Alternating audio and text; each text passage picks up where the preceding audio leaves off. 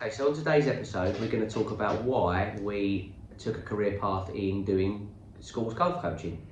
So Matt, have a little chat about really how we got into it and the reasons behind it, and we'll take it forward from there.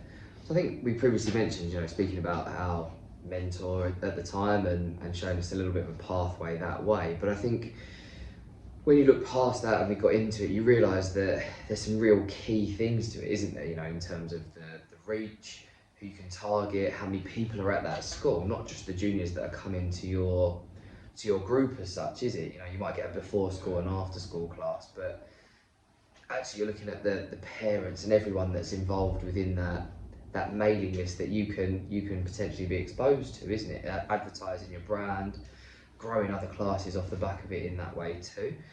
I think when you break it down, it's that having the big reach, it's having your new golfer, advertising your class, in that way really. What would be your thoughts on it? Well, if you was running a junior academy and it was a zero and you had no one in it, schools is a great way of, as Max just said, of getting people actually into the game and building up your numbers. So, for example, our whole remit of going into a school is, yes, to get people playing, but it's then get a core group that are good enough to invite them, or not even good enough, get them enthused and loving the game that want to come to an external golf facility. I think about 40% of the golfers that we teach in our group junior coaching at the club come from schools.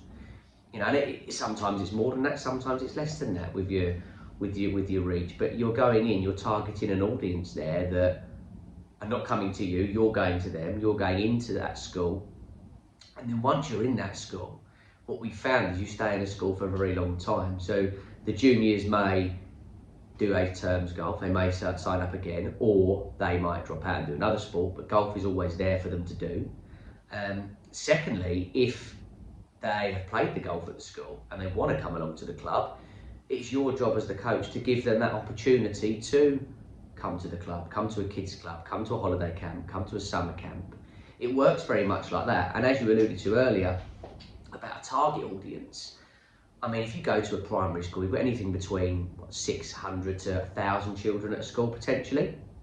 If you could get on a mail list where your summer camps or your half-term camps go out to every parent of that school in form of a parent mail, which a lot of schools are more than happy to do, more than happy to help you grow your business, that's fantastic. I mean, what other place will you know where you're going to get not necessarily access to people's emails, but you can give out a mail shot to that amount of people to promote your business and your approach. I mean, if we go into the actual schools coaching itself, I've got some clubs behind us here. We use the tri-golf equipment, so your plastic clubs and your foam balls. There's some putters in there as well. Matt, if we talk about kind of general outlay of costings for this and how we go about doing that and delivering the sessions. So as Jack said, to go into that school, you initially get the breakdown of how to do it. But once you're in there, you need just a bag, as you say, some tri-golf clubs, some plastic putters, some foam balls, some cones, and that initial outlay is around £200 once you have that bag of everything. And initially you might look at that and think, oh, it's a big outlay, how do I get that back? But actually, once you've got that bag, really you're only replenishing bits as you find, the odd ball that you lose or some cones that break, clubs that maybe break, but you're talking about those clubs lasting you for forever really, and you're just replenishing little bits. So actually you've got to look at how much that £200 is actually costing me, because in the long run it's one school, one term, you're not going to be far off earning that, maybe more than that, just from doing that initial outlay, isn't it, really? Obviously there's a bit of your time, there's a bit of your petrol money, your time, your petrol money driving to and from the school, that you lose potentially from being at a golf club. But again, your time is so important here because of the benefit you're getting off the back of it. That audience that you're reaching, that new golfer that you're creating. One email could target over 1,000 potential leads that could come back to your club initially.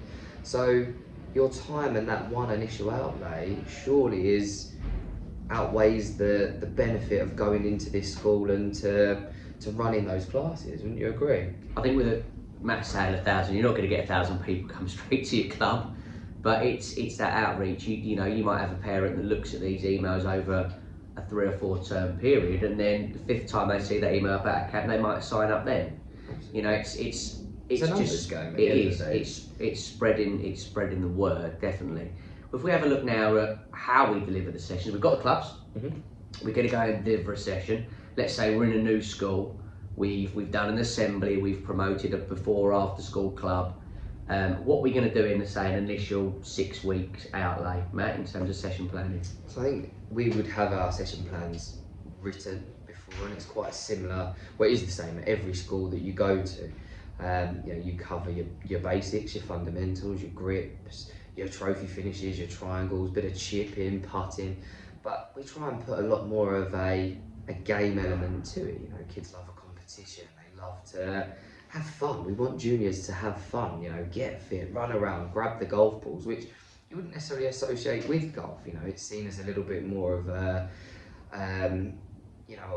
Less active. Yeah, much less active sport, isn't it? You know, you're walking here. How fit am I actually getting through playing golf? But actually, within these classes, they are fun. They are energetic. We do lots of running around games, and that's so important. It's how you get the kids and the juniors enjoying the sport, isn't it? Having fun, seeing a smile on their face, looking forward to that golf classes. Lots of high fives, getting on their level, remembering as many names as you can, and having a team of the week, a player of the week, and encouraging that side of the game too. Yes, it's important to have the fundamentals, and of course to see that first shot lift into the air and see that junior's face when they do that is fantastic. But it is about having fun and having that side to it as well, isn't it? We're looking to grow the game, aren't you? You're looking to get people wanting to play golf as opposed to, you know, or to add to their other sports, like, you know, more mainstream sports like your football and things like that. You know, you want to get them infused and playing as much as you possibly can. I think for a golf coach point of view, going into schools is a big commitment as well. Got to make sure you have all of your DBS checks and your safeguarding and protecting children, an updated first aid certificate in case something goes wrong. So we're not saying that golf schools coaching is easy, but it's certainly really the biggest platform for you to grow a junior coaching business. I mean, looking at it from a point of view financially, when you're at a school like that, you may well come across maybe a higher fee for a hall. Not a lot of schools do that. We're trying to make them do that by doing this video. But you know, if you're at a club and you're doing your individual lessons and that's all you want to do, and you have to pay a commission to the club for use of a bay, use of balls, use of the facility, a school is sometimes or pretty much very different to that in terms of you keep that whole fee. You know, so yes, it might be £6 per session per week for a child, but you're recouping all of that price as opposed to minus your cost of your equipment. You're keeping all of that cost. So financially, it's very beneficial as well. And you're also doing classes at a very quiet time. So, you know, we normally do our schools, as Matt said, before and after school.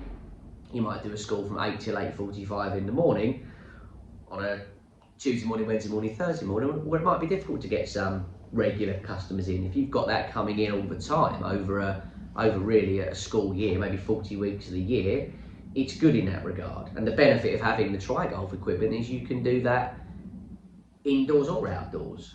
You know, a lot of schools sometimes think that, oh, it's golf, it's got to be outside. No, the selling point to this is year round. If they've got space for us in a hall, you don't need much space to chip, putt, pitch.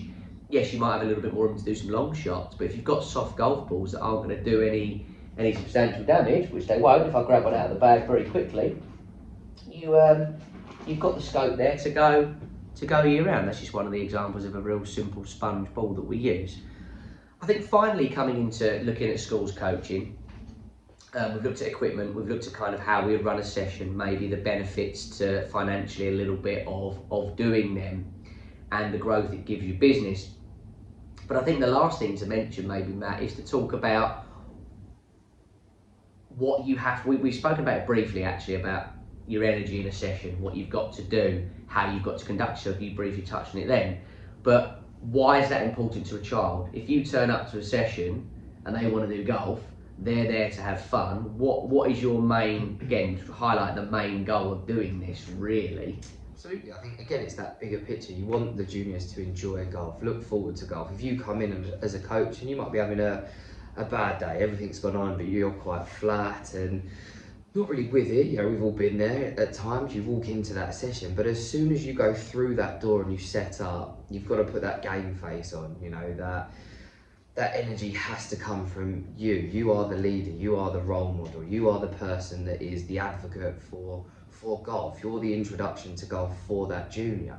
And if you're not giving it a very good one, the juniors are not going to come back, or they're not going to stick with you. You know, if you are there, you're energetic, you're on their level, you're having fun, you're high-fiving them and they're enjoying it, you become the highlight of their week. And then when you start to then speak to parents about other classes, other things that you're doing, it gives you a much better base, a much better platform for them to come and follow you. They buy into you, don't they? You know, they want you to be there, and all of a sudden it's that word of mouth.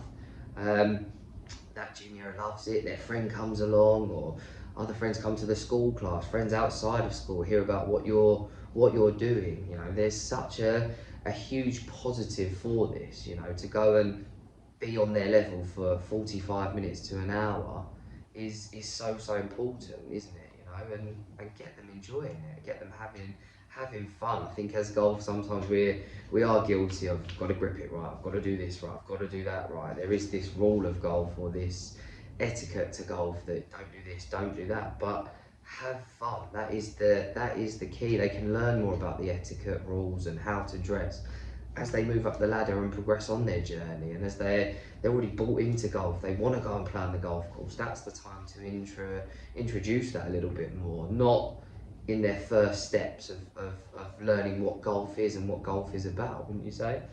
Absolutely. So go to a school, make it fun. It's certainly worth the time and the effort to put in to do it. And I think if anyone's considering, you know, coming along this journey with us in terms of doing some schools coaching, hopefully this video kind of convinces you why it's a good idea and why you should really get into it.